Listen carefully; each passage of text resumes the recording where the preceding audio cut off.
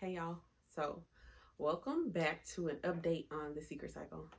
So, I'm gonna let y'all know some back things to get you up to speed with what's now. Clearly, there was gonna be no point of posting this if I didn't get approved to move forward with the transfer cycle. So I had what we at my office call a saline ultrasound or a fluid ultrasound. It's called different things at different places, but it means the same thing. So it's a test to see if you have any polyps or cysts within your uterine cavity. If you do, then they won't clear you for a transfer cycle. And I'm assuming this is kind of how it works nationwide. It might not be, but let's just talk as if this is how it works everywhere. So they do this test. They shoot saline solution into your uterine cavity, like I said, and that just clears everything up so they can see clear if you have any polyps or cysts. If you do have any polyps or cysts, then you have to have them removed. You have to have surgery. So they call that a hysteroscopy or HSC. That's the procedure to remove the cysts or polyps. I'm gonna assume if you refuse it, then you don't get cleared for a transfer, but you have the surgery to remove it. But mine was good, no cyst or polyps, so I was good to go to move forward with my transfer cycle. So because I was cleared, I got a calendar. So I got my calendar, and so today I took a birth control pill.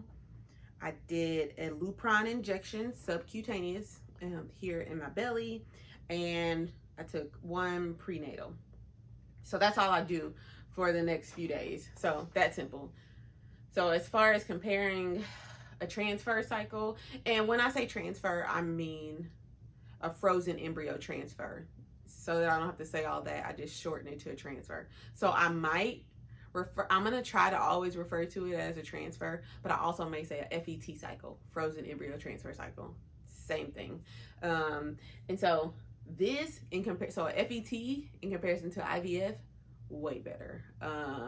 Because clearly IVF, once I started my meds, my shots, I was doing maybe three shots a day, and then that was like the first day, and then it increased to more and more. And so in comparison, this one little Lupron injection in the morning is amazing in comparison to what you do in IVF.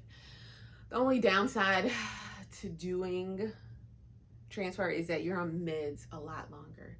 So with IVF, I was only on meds for 10 to 14 days. So 2 weeks in comparison to with the transfer cycle, it's a month.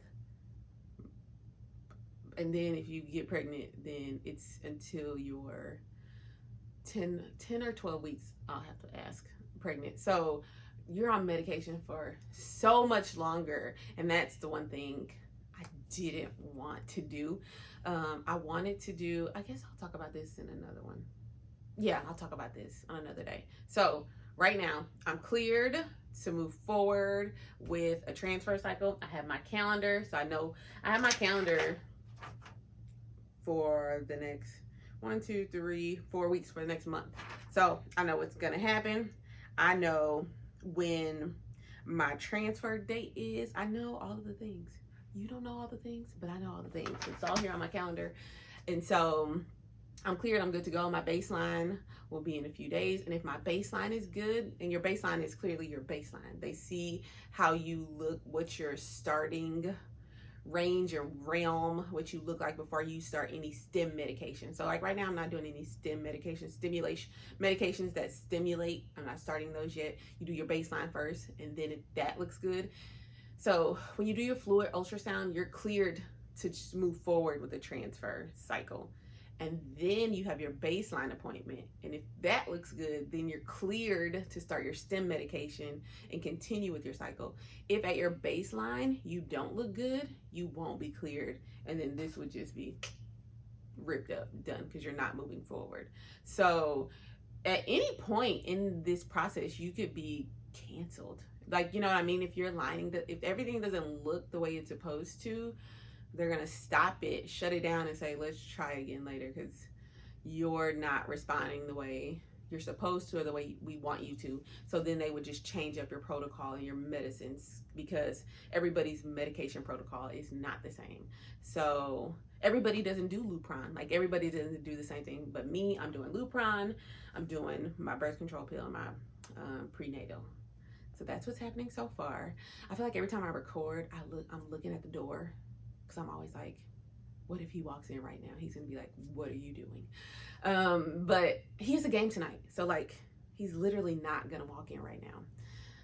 So I'm excited. I'm excited to move forward.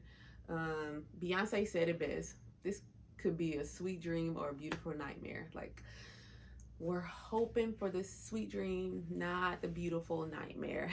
So I'm excited. The process has begun. We're moving forward and getting started. And if I say anything that you don't understand or you're confused about, ask me and I'll clear it up and bring clarity in the next video and understanding, because I use terms because I just assume everybody knows what I'm talking about, but everybody don't know what I'm talking about. So if you don't know what I'm talking about, ask me. And if you have any questions about IVF and what that looks like, and I can clear some of those things up as well. So that's the update for the secret cycle, and I'll let you know what happens next. Thanks for watching.